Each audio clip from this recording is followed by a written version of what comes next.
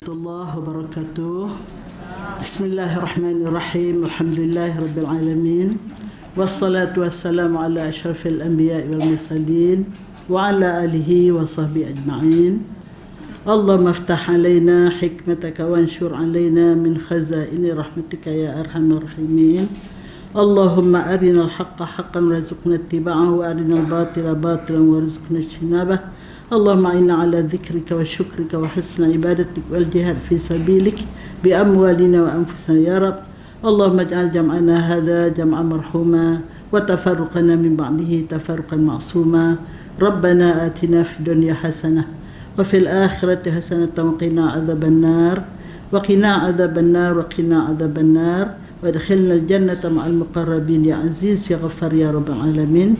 Wa sallallahu ala sayyidina Muhammadin wa ala alihi wa sahbihi ajma'in. Subhana rabbika rabbil izzati amma yasifun wa salamun alal mursalin walhamdulillahi rabbil alamin. Taqabbalallahu minkum. Apa khabar kekasih-kekasih Allah semua? Minta maaf ya, terlambat banyak ni. Datang tadi pun terlambat sikit ya. Anak dia pergi hospital dulu, lepas tu baru dia ambil saya. Datang sini pula nak beli air lah pula. Itulah nenek-nenek ni. Jadi hari ini kita sambung di muka surat 72, iaitu syurga untuk yang menziarahi pesakit.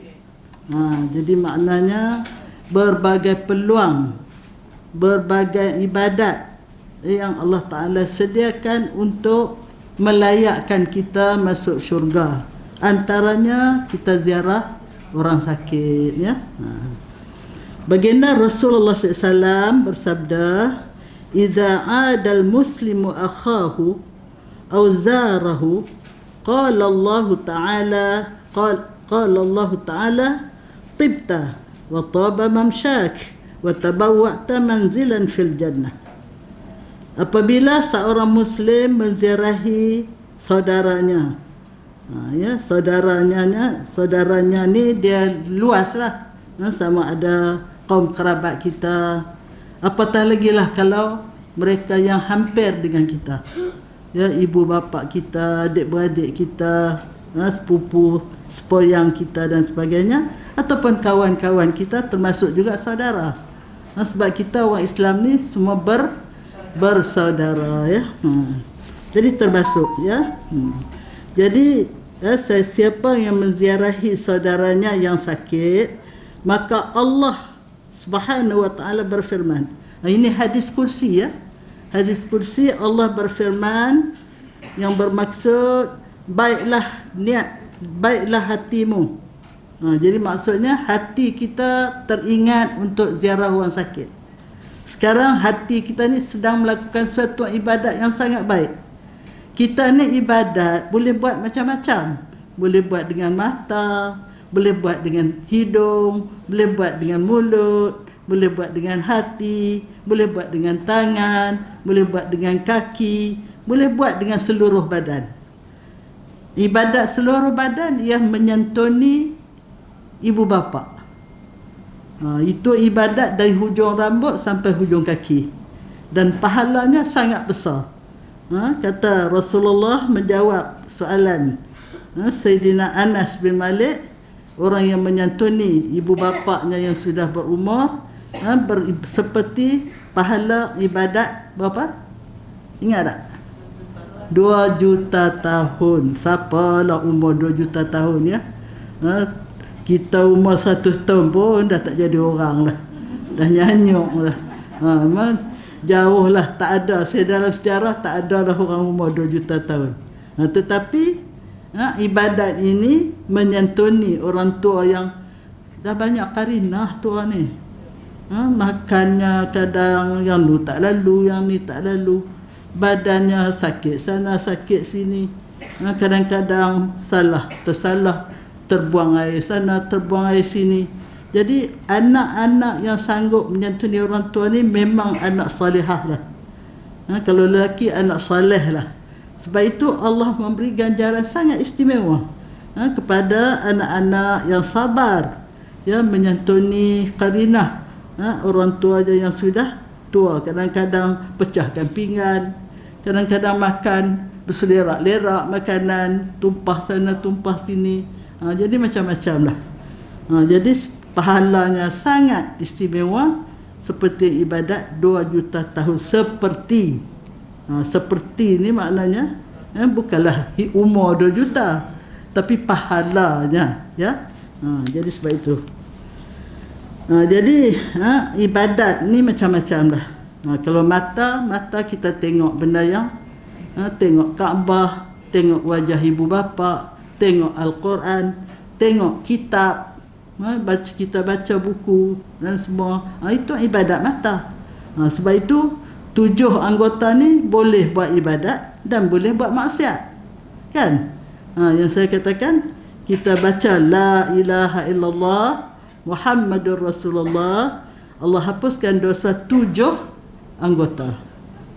Jadi 7 anggota ni selalu buat dosa. Mulut membawang, telinga dengar benda yang tak elok, mata tengok benda yang tak elok, kaki pergi tempat yang tak elok dan sebagainya. Jadi sebagaimana 7 anggota ni boleh buat benda yang tak elok, dia juga boleh buat benda yang elok. Dan bertambah lagi ibadat hati. Ibadat hati. Hati ini niat nak pergi ziarah orang sakit, dia mesti start daripada hati dulu.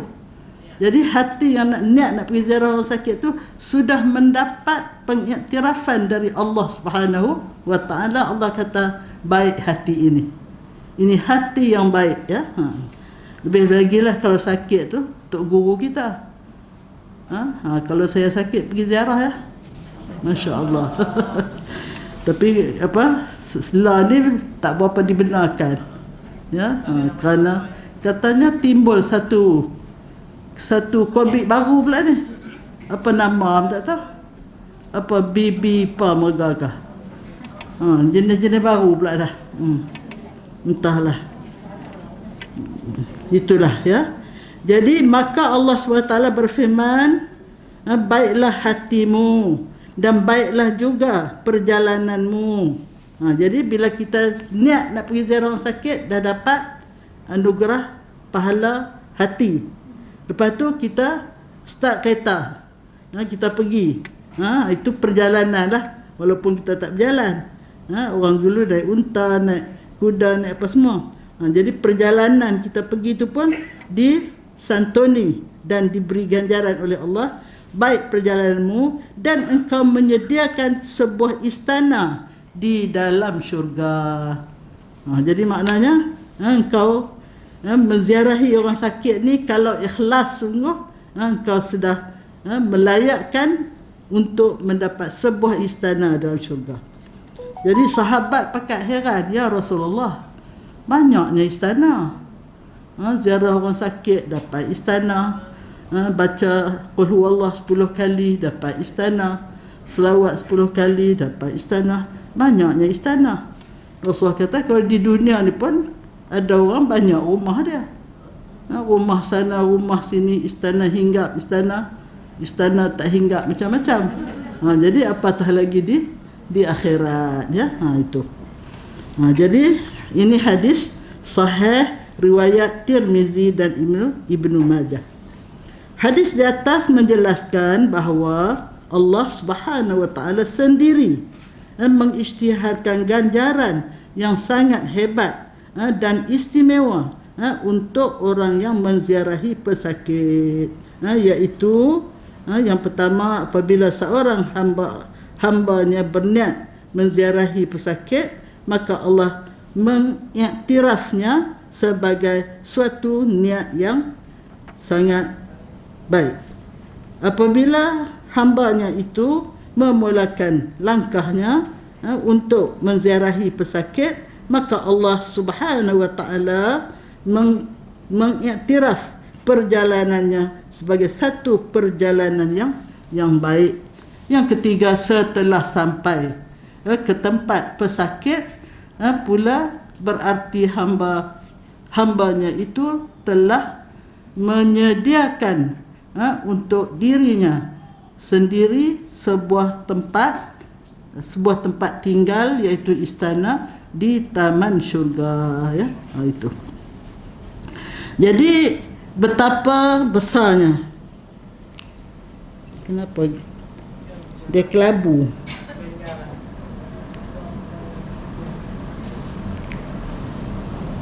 Dia setengah-setengah tempat dia minta orang muda tolong baca. Jadi orang muda tolong baca, dia laju sikit. Mana-mana tempat yang perlu diberi huraian, barulah Tok Guru hurai. Ada kawan nak apa nama volunteer nak tolong baca? Ada. Kalau ada orang volunteer tolong baca, laju sikit. Saya ni tak laju. Jadi betapa besarnya ganjaran yang menanti sesiapa yang menziarahi saudaranya yang sakit. Hadis berikut juga menyatakan tentang ganjaran yang tidak kurang hebatnya bagi orang yang menziarahi pesakit, sebagaimana sabda baginda Rasulullah sallallahu alaihi wasallam, an Thauban radhiyallahu anhu anin Nabi sallallahu alaihi wasallam qal man ada maridan thumma yazal fi khurfatil jannah, qila ya Rasulullah wa ma khurfatul jannah, qala janaha. Ya. Jadi Thauban radhiyallahu anhu meriwayatkan bahwasanya Rasulullah SAW bersabda, barang siapa menjenguk orang sakit, sebut menjenguk, pergi jenguk aja balik, menziarah lah maksudnya, ya, menziarah orang sakit, maka dia sentiasa berada di khurfah syurga. Apa maksud sentiasa? Maksudnya selama dia duduk berada di tempat orang sakit tu, seolah-olah dia duduk di khurfah syurga, ya. Baginda ditanya, wahai Rasulullah, apakah khurfah syurga? Baginda menjawab, kebun yang penuh dengan buah-buahan yang dapat dipetik dalam syurga. Buah-buahan di syurga tu, selain daripada istimewanya 99 kali ganda lebih sedap, lebih lazat, dia tak ada musim. Kita ni kalau nak makan durian bukan musim, tak boleh makan. Kalau nak makan apa lagi yang bermusim, tak boleh makan. Tapi di syurga dia sepanjang masa. Satu. Yang kedua, buah tu cari kita, bukan kita cari buah. Ada uncang. Apa dia? Uncang dia. Uncang. Ni. Apa nama? Salimah. Ahli Salimah mengucapkan terima kasih pada hadirat yang telah menderma untuk Salimah sebanyak 704 ringgit dalam pengajian yang lepas. Jadi saya cukupkan kepada 800. Alhamdulillah, terima kasih. Dia ucapkan terima kasih dengan iringan doa, semoga diberkatilah kepada penderma-penderma itu. Jadi hari ini saya bawa lah bunjut tu, dah suruh bawa. Tidak, saya malu pula nak bawa, ya. Jadi saya bawa lah bunjut tu. Jadi itulah bunjut merah tadi. Bonda, saya boleh tolong bacakan. Siapa nak tolong baca ni? Silakan. Yo, terima kasih banyak. Ya. Jadi maknanya kita huraikan dulu sebelum baca. Jadi bila disebut sentiasa tu maknanya sentiasa selagi dia duduk dalam di tempat pesakit itu, maka dia berada di taman syurga yang buah-buahannya tidak ada musim, tidak susah untuk kita dapat. Di dunia ni susah. Kalau buah tu, pokok tu tinggi, kena cari galah lah. Kadang-kadang kerengga lah pula. Nak ambil tak boleh. Saya depan rumah ada pokok jambu apa? Jambu madu. Jambu madu tu. Tapi nak ambil susah, kerengga. Dia sedap gamaknya. Jadi di dunia ni susah. Walaupun ada, tapi susah nak dapat. Di akhirat, terlintas saja, bukan minta. Terlintas saja saya nak makan apa-apa, serta merta datang. Tak mau kan masuk surga? Allahu Akbar. Rugilah mereka-mereka yang tidak diberitahu ataupun tidak sampai pengetahuannya tentang bagaimana nikmatnya menjadi ahli syurga. Dan sebenarnya bukan susah pun nak jadi ahli syurga. Ya, Allah tak minta kita 24 jam beribadat. Tetapi boleh amalan 24 jam jadi ibadat. Tapi kita yang ibadat rasminya semayang je. Puasa setahun sekali. Haji seumur hidup sekali. Yang lain tu semayang je lah. Zakat kalau ada harta baru bayar zakat. Tapi kalau tak bayar teruklah. Harta itulah akan dikalungkan di leher dia, duk pikul lah harta tu sampai ke mana-mana ya. Jadi sebab itu saya gerun sangat dengar cerita orang tu berbilion-bilion ringgit dia bayar zakat ke tak ya. Kalau tak bayar zakat, nayalah. Sebab yang berbilion tu dia tak makan pun. Dia makan kadang-kadang sepinggan pun tak boleh habis. Nak makan banyak, darah tinggi, kencing manis. Jadi nak pakai pun tak adalah pakai sekali pakai 10 pasang. Sepasang aja. Ya. Sahabat Rasulullah selai baju je. Ada seorang gubernur tu. Rakyat dia report kat Saidina Umar. Dia ni ada 3 perkara dia orang tak puas hati.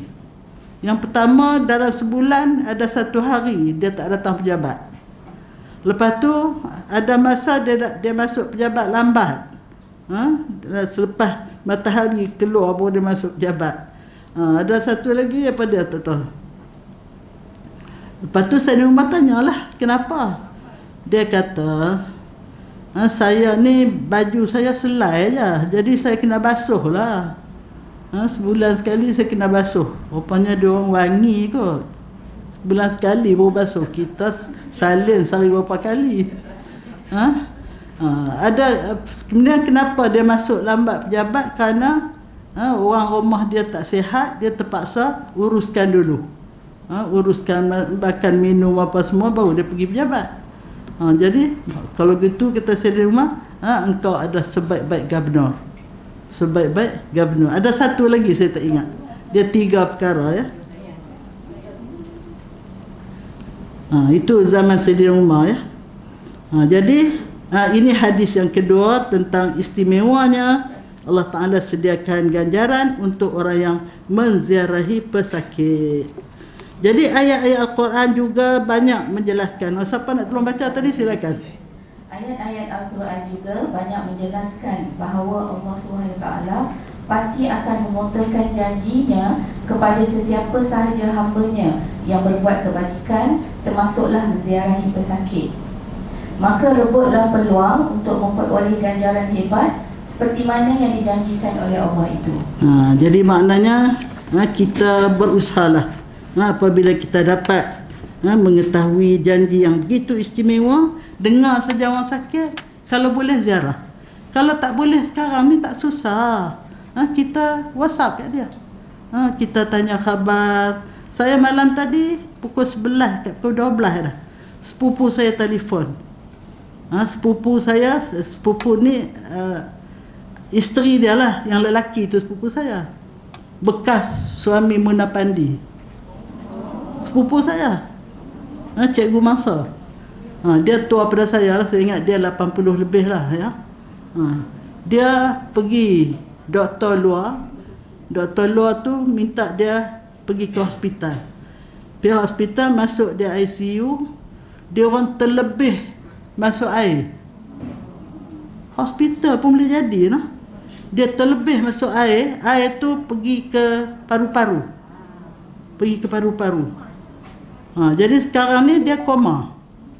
Dia koma. Jadi isteri dia telefon dah. Jadi kita kena jawablah telefon itu dengan jawapan yang menyenangkan dia lah. Kita sama-sama doa, mudah-mudahan Allah segerakan kesembuhannya, Allah permudahkan urusan rawatannya. Jadi kita sebutlah kalimah-kalimah yang menyejukkan hati. Kalau kita kata benda-benda yang tak elok, lagilah sedih. Itulah tak berhati-hati. Jadi tak boleh ya. Okey, teruskan. Islam ialah agama kesejahteraan seluruh alam.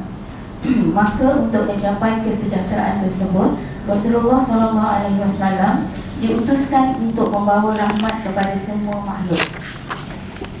Jadi maknanya kita kena faham Islam diambil daripada perkataan salam.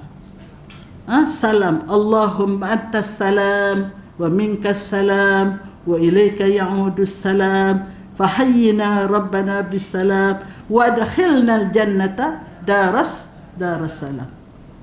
Jadi apabila Allah Ta'ala hantar Nabi Adam ke dunia, Allah dah tahu dah anak cucu Nabi Adam ni banyak perangai dia.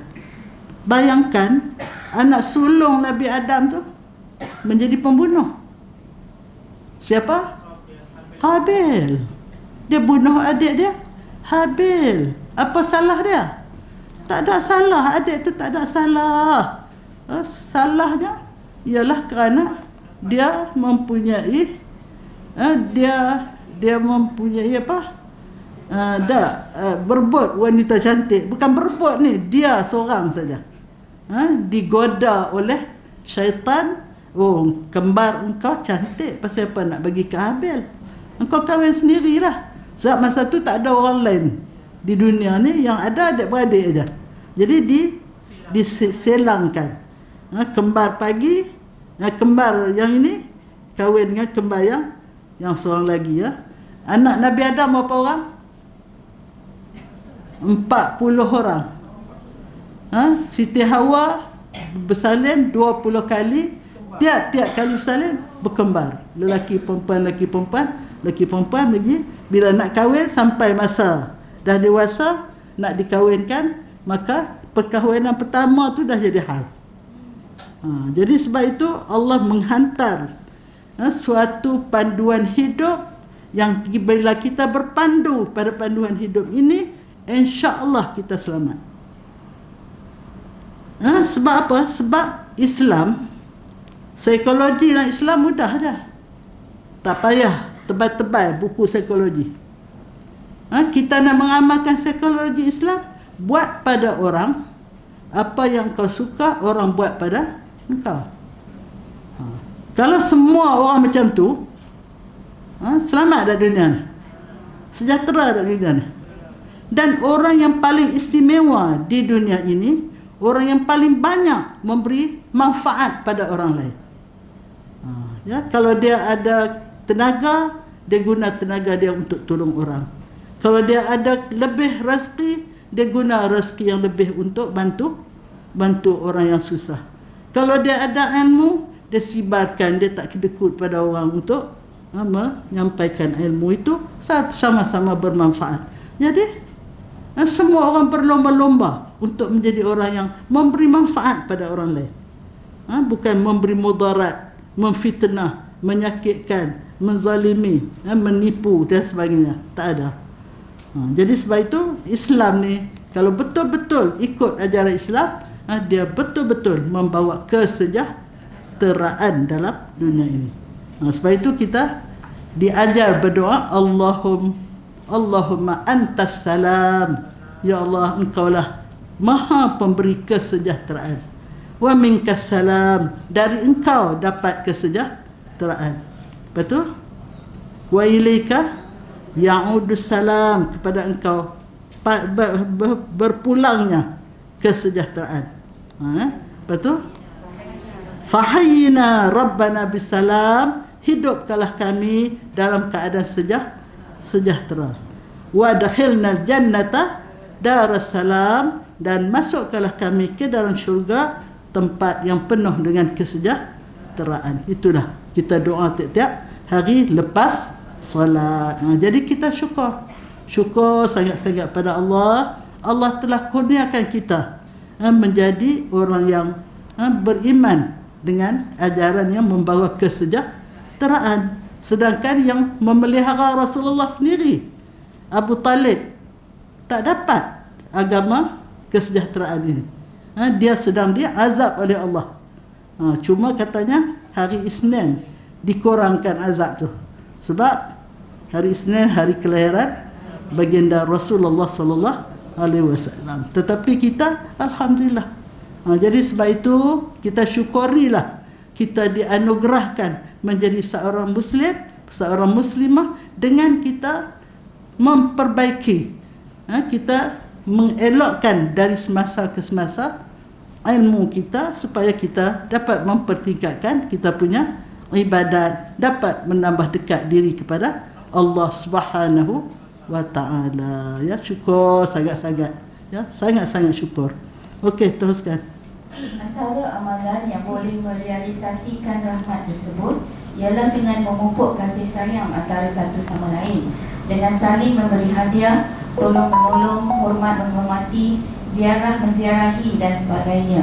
Dalam pada itu, Islam melarang keras hasad dengki, fitnah memfitnah, hina menghina, memutuskan silaturahim dan segala perbuatan yang boleh merosakkan keharmonian hidup individu dan masyarakat. Allah, Masya Allah, cantik sungguh. Cantik sungguh Islam ni ya. Itulah. Islam suruh kita jangan kedekut, kasih sayang tu. Allah Ta'ala sendiri mengisytihad, Dia Maha Pengasih dan Maha Penyayang. Sedangkan Allah tu tak berhajat pada sesiapa pun. Kalau seluruh penduduk alam ini beriman pun Allah tak bertambah. Kalau seluruh kafir pun tak bertambah, tak kurang. Jadi Allah nak suburkan sifat kasih sayang dalam hati ya makhluk ni, maka Dia isytihad Bismillahirrahmanirrahim. Kita buat apa-apa pun dengan nama Allah yang Maha Pemurah lagi Maha Penyayang. Jadi kita doa, ya Allah, jadikanlah hatiku mempunyai sifat pengasih, penyayang. Ya. Jadi sebab itu kasih sayang ini adalah suatu benda yang sangat-sangat diberi ganjaran istimewa oleh Allah kepada sesiapa yang mempunyai sifat kasih sayang. Dan siapa yang Allah cabutkan kasih sayang daripada hati dia, itu satu daripada bala Allah untuk dia. Bila dia tak ada kasih sayang, keluarga sendiri pun dia inayah. Betul tak? Anak sendiri dia pun inayah kalau tidak ada kasih sayang. Sedangkan binatang pun Allah campakkan kasih sayang. Sebab itu kasih sayang ni ada hadis dia ya. Iaitu Allah menceritakan Allah sediakan 100% kasih sayang. Tapi Allah hantar ke dunia ni 1% saja. 99% Allah simpan untuk penghuni syurga. 1% inilah berkongsi antara seluruh makhluk. Seorang ibu kuda bila melahirkan anak kuda, dia tak pijak anak dia tu. Kerana apa? Kerana ada kasih sayang. Ibu ayam, cuba tengok kalau dia anak kecil macam mana. Dia sanggup menunjukkan dia punya kehebatan dia lawan siapa saja yang akan mengganggu anak dia. Kerana apa? Kasih sayang. Tapi manusia letak anak di tangga masjid, letak anak di dalam hutan, sehingga anak tu dimakan di binatang-binatang, disurung, di semut dan sebagainya. Ini akibat daripada tidak ada kasih sayang, akibat daripada tidak betul dalam perjalanan hidup. Jadi bila tak betul daripada mula, berlakulah kerosakan. Ya, jadi anak yang dilahirkan tu tak berdosa. Yang berdosa ialah yang bertanggungjawab, menyebabkan kelahiran yang tidak syar'i. Jadi sebab itu kasih sayang perlu kita doa khusus. Doa khusus pada Allah supaya Allah campakkan sifat kasih sayang dalam hati kita. Sehingga Allah tegur, walau kunta fazzan ghalizal qalbi lan faddu min hawlik. Allah kata, wahai Muhammad, Kalau engkau keras, kasar, semua sahabat akan lari. Akan lari daripada keliling engkau. Tetapi oleh kerana Rasul sangat pengasih, sangat penyayang, maka semua orang kasih. Sampai 1444 tahun pun kita masih lagi cinta dan kasih sayang pada Rasulullah. Lebih lagi Al-Falah ni, katanya buat maulid sampai 2 kali. Dah buat dah sekali, nak ada lagi nak buat? Masya Allah. Dah buat dah 2 kali dah. Oh, hebat betul. Betul lah hadirat sekalian, menjadi orang-orang yang menyantuni program-program Al-Falah. Betul. Ini insan-insan bertuah ni, wajah-wajah bertuah ni. Mudah-mudahan wajah ahli syurga lah semua. Mudah-mudahan. Okey, teruskan. Banyak pendekatan boleh diambil untuk mengeratkan kasih sayang sesama insan. Antaranya ialah dengan menziarahi saudara kita yang sedang diuji dengan kesusahan, kesempitan, kesakitan dan sebagainya. Ketika berziarah, ada adab-adab yang perlu diikuti untuk memastikan keselesaan orang sakit yang diziarahi. Ini pun penting ya. Kita ada adab sopannya. Segala-galanya ada adabnya. Dalam rumah pun kita ada adab. Anak tak boleh sebarangan masuk bilik mak kan, bilik mak bapak. Kecuali lebih-lebih lagi dalam 3 masa. Sebelum subuh, waktu lepas zuhur dengan selepas isya. Ya, itu ada adab dia, ada sopan dia. Ini dalam masalah menziarahi orang sakit pun ada adab sopan dia. Ya, kita baca terus seterusnya. Pertama, ikhlaskan niat, iaitu berziarah kerana mendambakan keredaan Allah, mengikut sunnah Rasulullah SAW dan mengeratkan silaturahim dengan pesakit dan keluarganya. Itu yang pertama ya. Nawaitu, kita apa-apa pun nawaitu tu sangat penting. Innamal a'mal binniyat. Sesungguhnya, hanya saja, innama tu dia kalimatu hasrin disebut. Kalimah hasar ni makna apa? Kita apa dah? Kalimatu hasrin ni hanya saja, itu kalimatu hasrin. Maksudnya tidak ada sebab lain. Hanya saja amalan itu tergantung pada niat. Walaupun sembahyang, kalau niat untuk menunjuk ke orang, out. Walaupun sedekah sekilo emas dah, kalau menunjuk nak dapat pujian, out. Jadi sebab itu nawaitu kita kena selalu perbaharui.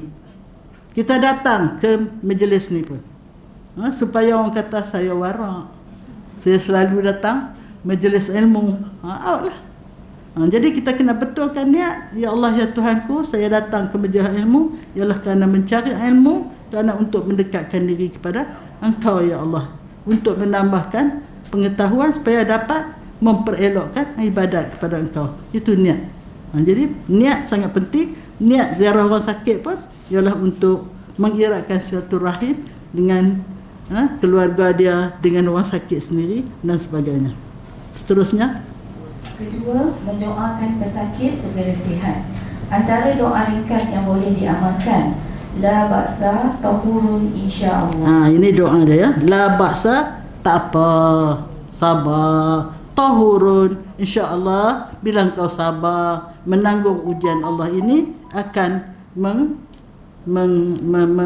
menghilangkan dosa, menghapuskan dosa. Hari itu kita baca, walaupun kita terkena selumbar kecil, terkena tulang ikan, nak makan ikan kena tulang ikan, tapi kalau kita sabar, kita redha, menggugurkan dosa kita. Apatah lagi kalau kita diuji dengan sakit dan sebagainya. InsyaAllah kita doakan mudah-mudahan kesakitan ini akan menghapuskan dosa. InsyaAllah tahurun, InsyaAllah menjadi pembersih sakit ini, insya-Allah. Okey. Yang ketiga, menyampaikan ucapan yang baik untuk menghiburkan hati pesakit dan menguatkan jiwanya. Bukan menyebut perkara yang menyebabkan kesedihan pesakit, Contohnya, si fulan yang sakit seperti anda telah meninggal dan sebagainya. Masya Allah. Sakit ni teruk ni. Dah ramai dah orang meninggal kerana sakit ni. Allah, bertambahlah sakit kawan tu. Jadi kita kena hiburkan hati dia, ya. InsyaAllah sakit macam mana pun dengan izin Allah, Allah akan kalau Allah izin sebenarnya kun fayakun tau. Sebab itu ketua kabilah yang disengat kala jengking sakit, melompat-lompat, nungin-nungin sakit. Bila sahabat datang baca Al-Fatihah, dengan izin Allah, macam orang Kedah kata, macam kutil tak buang. Kita kutil, buang. Ambil sakit tu, buang serta-merta. Ini dengan izin Allah. Kemarin saya mengajar kitab ni jugalah di online ni, tapi untuk Subang Perdana. Timbul doa bila kita sakit. Rasulullah ajar bila kita sakit di mana-mana. Macam saya ni sakit tengkok, pegang tempat yang sakit tu, kita baca Bismillahirrahmanirrahim 3 kali. Lepas tu kita baca Allahumma inni apa? Lupa dah tu. A'udzu bi'izzatillah wa qudrati min syarri ma ajidu wa uhadzir 7 kali. InsyaAllah.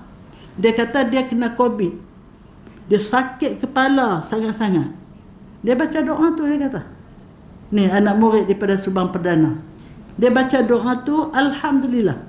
Tapi dia baca lebih daripada 7 kali lah. Jadi maknanya, kalau Allah nak, Allah boleh hindarkan. Jadi sebab itu kalau kita sakit macam mana, kita ikhtiar juga, cari juga ubat. Tapi kita jangan mengatakan ubat ni lah yang menghilangkan sakit saya. Ni tengkok saya ni, saya makan ubat Dr. Arsyad, Alhamdulillah. Tapi kerana duk perangai, duk tunduk juga. Dah biasa, dah bertahun-tahun dah duk tunduk juga. Tapi Alhamdulillah lah. Saya nak pergi jumpa dia Omar Salwa sekejap lagi. Nak minta tambah sikit lagi lah, 1 set lagi, mudah-mudahan, ya. Jadi maknanya kita ikhtiar, tapi yang menyembuhkan tu Allah.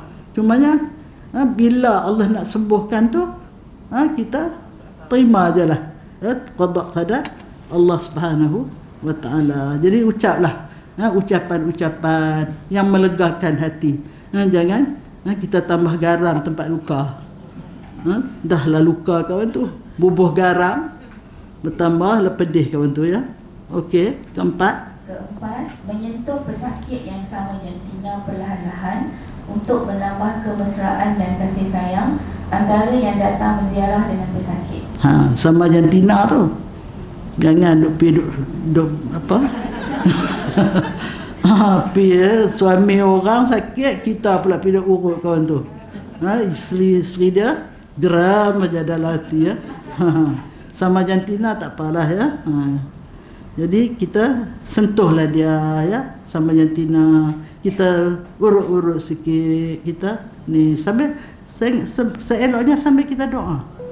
Bisa sambil kita doakan untuk dia, di samping kita menyentuh tempat sakit dia tu. Okey, yang kelima, digalakkan membawa buah tangan untuk pesakit seperti buah-buahan atau memberi sedikit bantuan keuangan untuk meringankan tanggungan perubatan pesakit.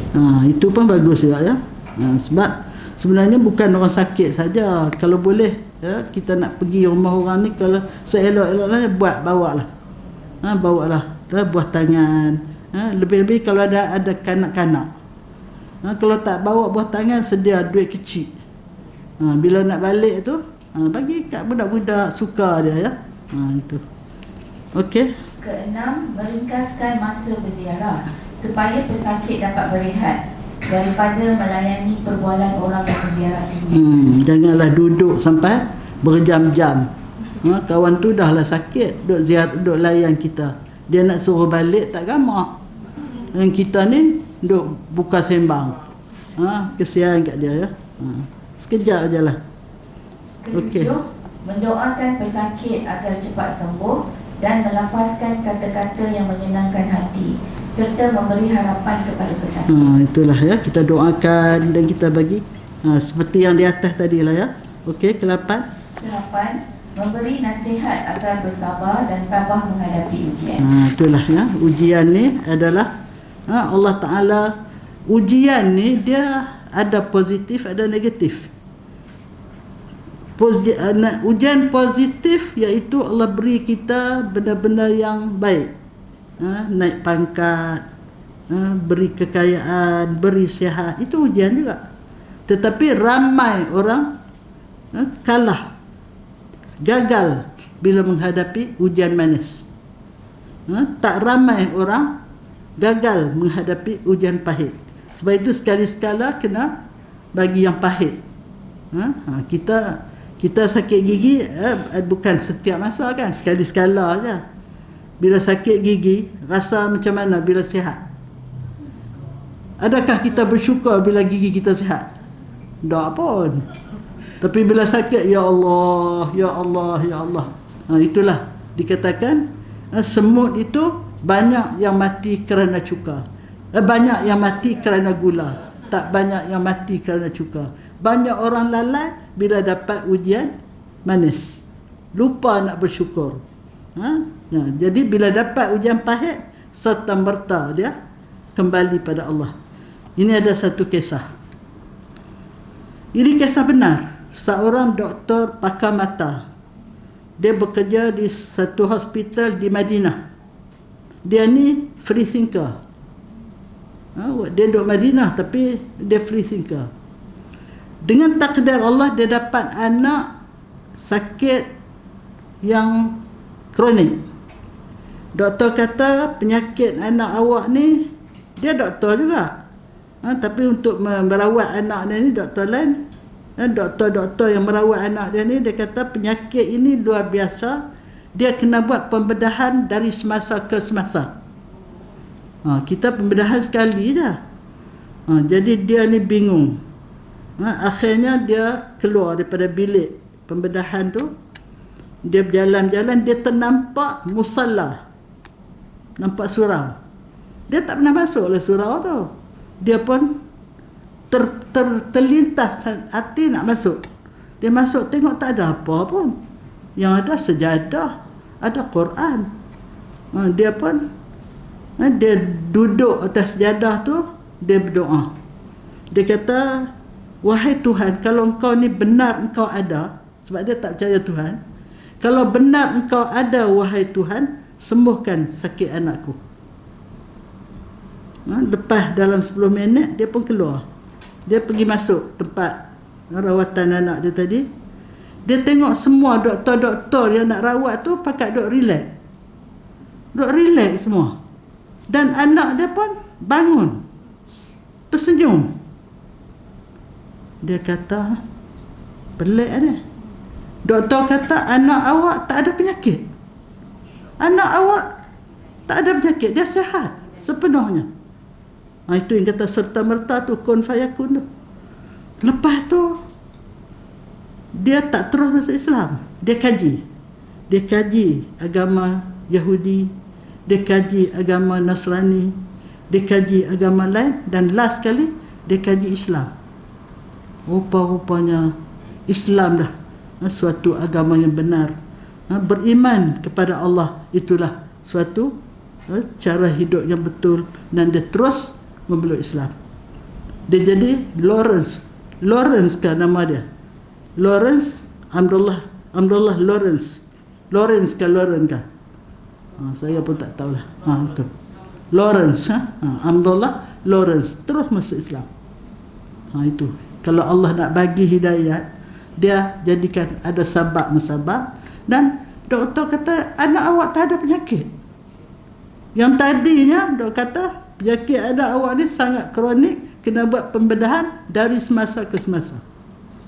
Allahu Akbar. Yakinlah pada Allah. Yakin Allah berada bersama kita.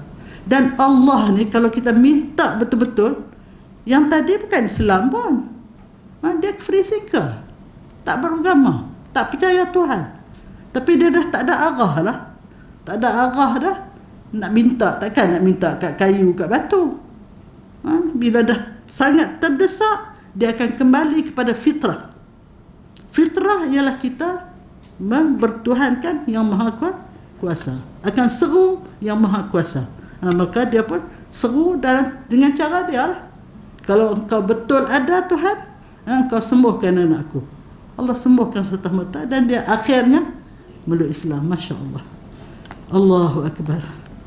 Itulah ya. Yes, terus. Kesembilan, bertanyakan tentang ibadatnya.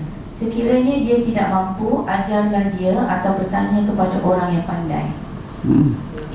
Jadi maknanya ini satu masalah. Bila sakit dah tak semayang. Sebenarnya sembahyang ni diwajibkan sehingga walaupun tak dapat nak angkat mata pun kena sembahyang juga dengan hati. Jadi janganlah sakit sikit dah tak sembahyang.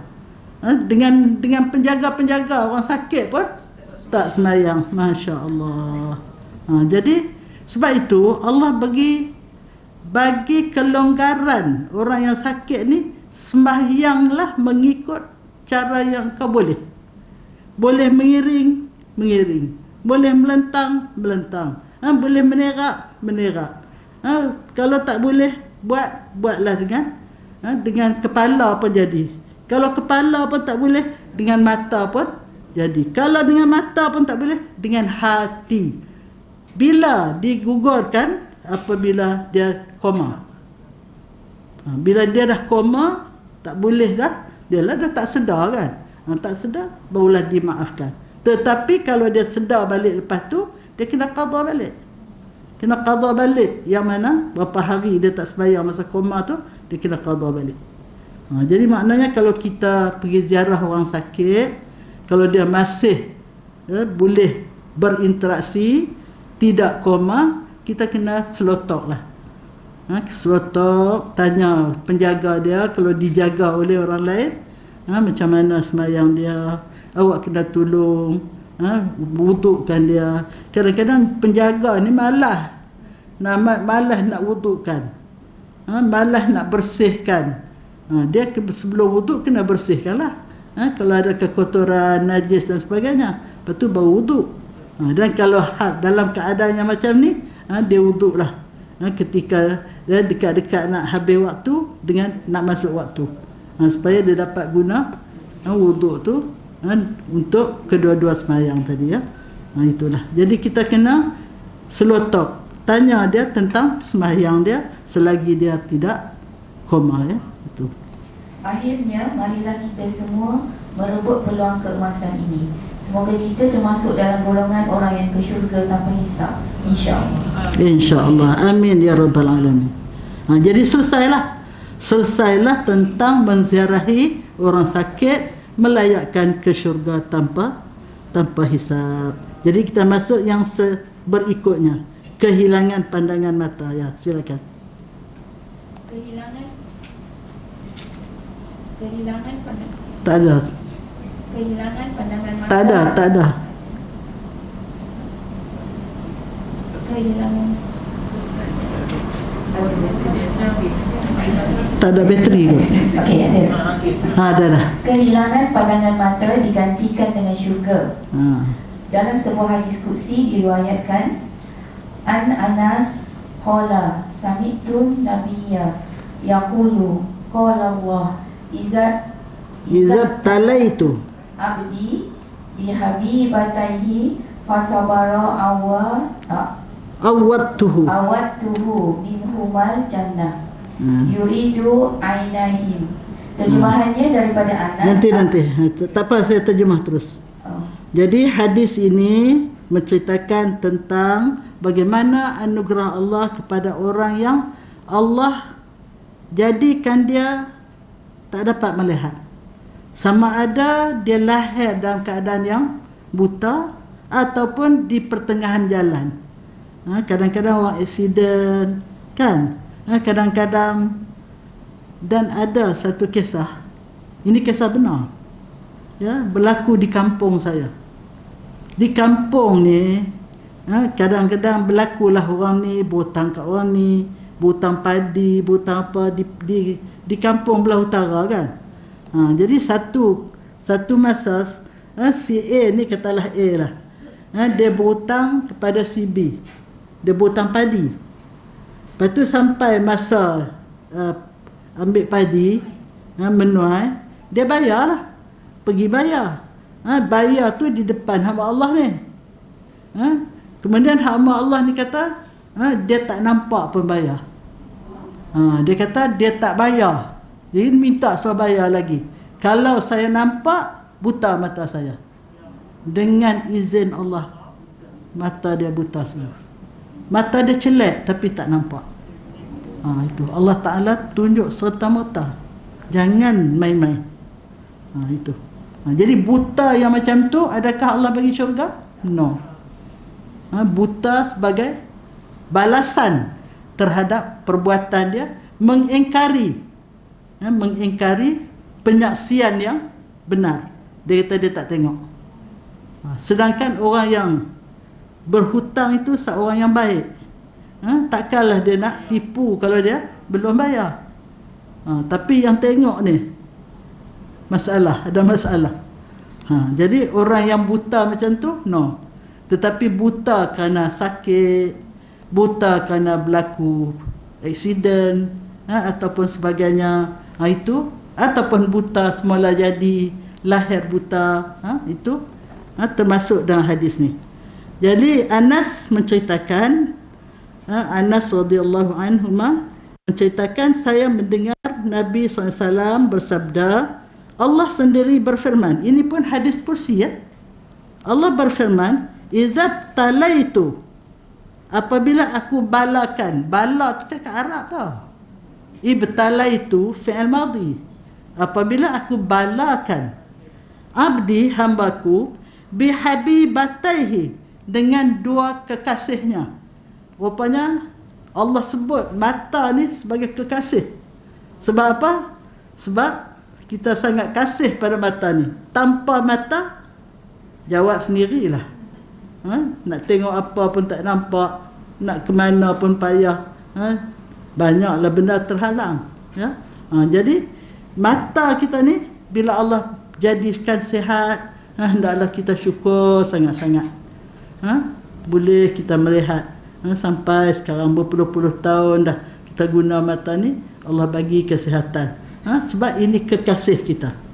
Apabila aku balakan seseorang tu dengan kekasihnya, maknanya dibutakan ataupun dia hilangkan penglihatan, fasabara, tiba-tiba dia sabar. Walaupun Allah ambil balik mata dia, dia sabar. Ya. Awattuhu minhuma al-jannah, aku ganti untuk dia daripada kedua kekasih tadi dengan syurga. Jadi maknanya apabila dia redha, Allah ambil balik penglihatan dia, ataupun dia redha dilahirkan dalam keadaan tak dapat melihat, dia redha, maka Allah ganti dengan syurga. Yuridu ainaihi, maksudnya apa yang maksudkan dua kekasih tadi ialah dua matanya.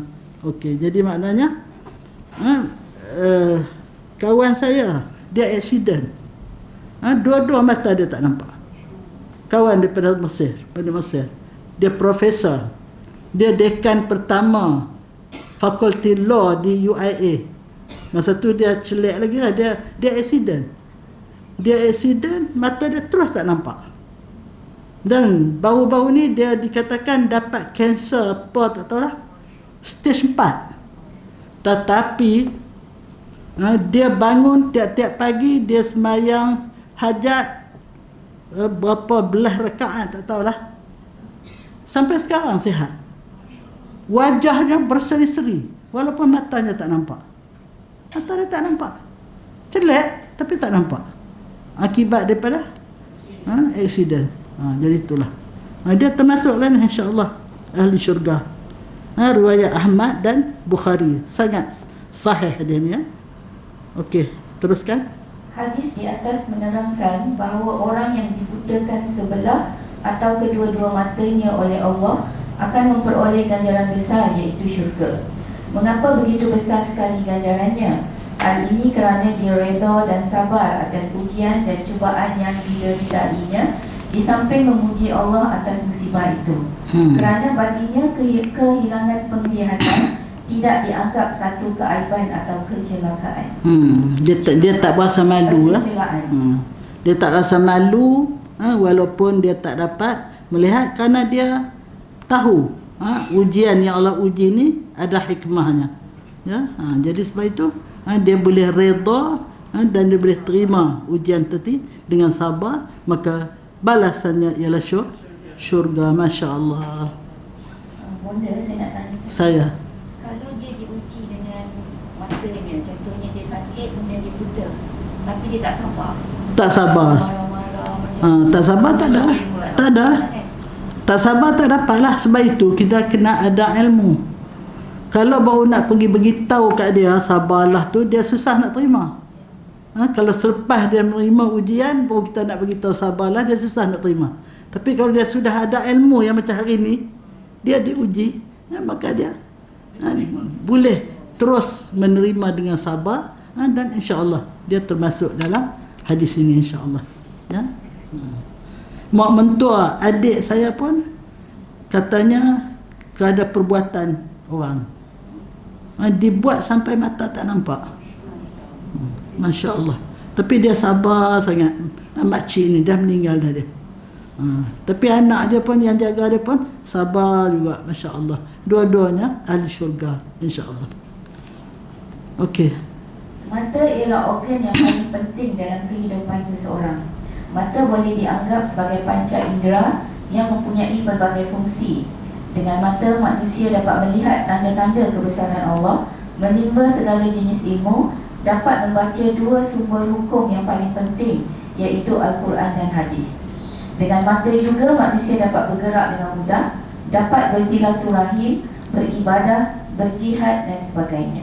Itulah ya, punya banyaknya kelebihan mata dan kegunaan mata. Kita ni sekarang ni semua ada mata tak? Ada mata, sihat tak? Satu hari berapa kali terima kasih atas kesihatan mata? Jadi kita kena syukur, bukan mata sajalah ya. Kita syukur sangat-sangat ya Allah atas anugerah Engkau yang tak terhingga pada hamba yang fakir, yang miskin, yang dhaif, yang kerdil, yang jahil ini. Engkau beri layanan yang begitu banyak, begitu istimewa. Hamba syukur tak terhingga ya Allah. Sebab macam tu. InsyaAllah, mudah-mudahan. Cakap Melayu je. Allah faham. Allah faham. Allahu Akbar. Subhanallah. Okey. Namun begitu, ada insan terpilih dari kalangan hamba Allah diuji dengan kehilangan pandangan mata. Ada orang yang kehilangan nikmat terbesar ini sejak lahir, dan ada yang kehilangannya di pertengahan hidupnya kerana sesuatu sebab. Apabila nikmat ini diambil oleh Allah, namun dia redha, bersabar dengan ketentuannya, dan dalam masa yang sama meneruskan kehidupan sebagai hamba yang taat kepada Allah dan Rasulnya, maka Allah menjanjikan satu ganjaran yang lebih besar untuknya, iaitu dia layak masuk ke syurga. Masya Allah. Masya Allah. Okey, teruskan. Sebenarnya orang yang diuji dengan kehilangan keupayaan pada dua organ serentak, iaitu mata dan telinga, dianggap tidak mukallaf, iaitu tidak dipertanggungjawabkan dengan tanggungjawab keagamaan dan segala hukum hakam agama seperti solat, kerana dia tidak dapat melihat dan mendengar. Namun begitu, terdapat beberapa individu dalam kalangan salafus soleh yang diuji dengan kehilangan penglihatan tetapi tetap meneruskan kehidupan dengan melaksanakan ibadat dan ketaatan kepada Allah. Seorang daripada mereka ialah Abdullah ibnu Abbas yang kehilangan penglihatan pada akhir hayatnya.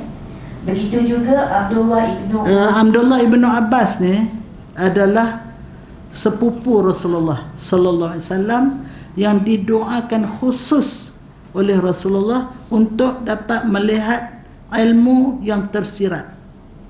Ini hebatnya.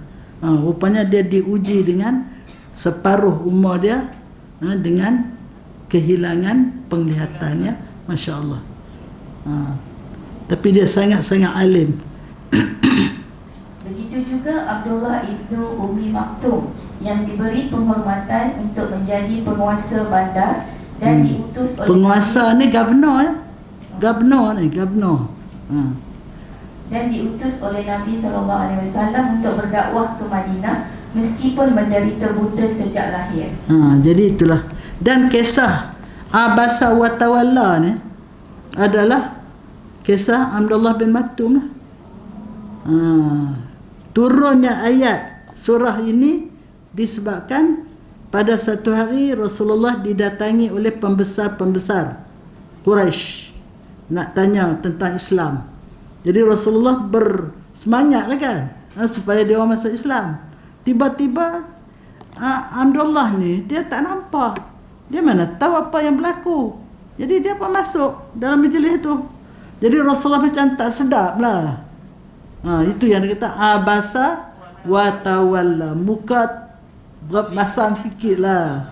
Macam tu lah, dia masam sikit dan berpaling daripada Abdullah bin Maktum. Allah tegur abasa wa tawalla an ja'ahul a'ma, apabila datang kepada dia oleh yang si buta.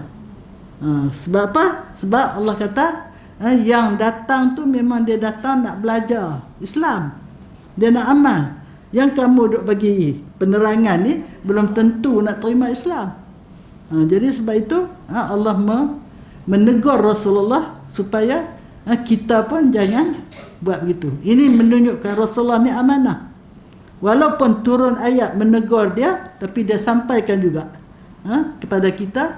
Sepatutnya dia tak sampailah. Kalau tidak nanti jatuh dia punya martabat dia, tapi tidak. Semua ayat disampaikan.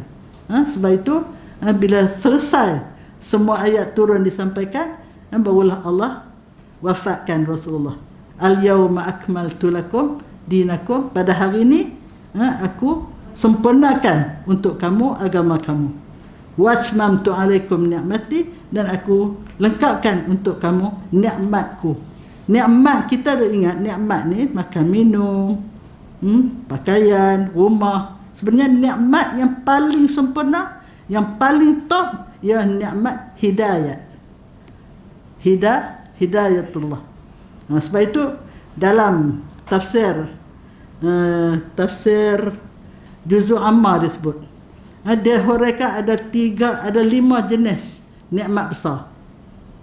Yang pertama, nikmatul wujdan at-tabi'i, nikmat naluri semula jadi. Contoh, dalam gelap kita berjalan-jalan terpijak kaca, apa kita buat? Angkat kaki kan? Tersentuh benda panas, langsung tarik. Kita fikir tak? Fikir nak buat apa ni, aku tersentuh benda panas ni? Tak. Naluri semula jadi, dengan sendirinya kita akan menghindarkan diri daripada benda yang berbahaya. Kanak-kanak kecil, bila perut dia lapar, dia buat apa? Menangis. Tu nikmat semula jadi. Kalau dia tak menangis, kita tak tahu. Dia basah, minta dia disantuni, dibersihkan, dia menangis. Baru dia selesa, dia pun ketawa. Jadi itu nikmat, itu diberi pada seluruh makhluk yang hidup, manusia dan binatang. Yang tinggi sikit ialah nikmatul hawas,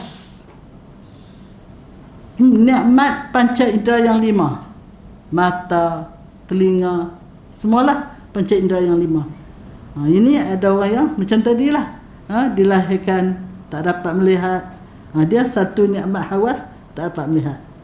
Jadi kalau salah satu nikmat panca indera 5 ni tak dapat, kita hilang, kita akan menghadapi kesulitan lah untuk menjalani hidup yang sempurna, ya.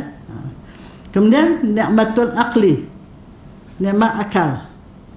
Yang ni binatang dia tak ada akal, tapi dia ada tabiat semula jadi, untuk dia menjalani hidup.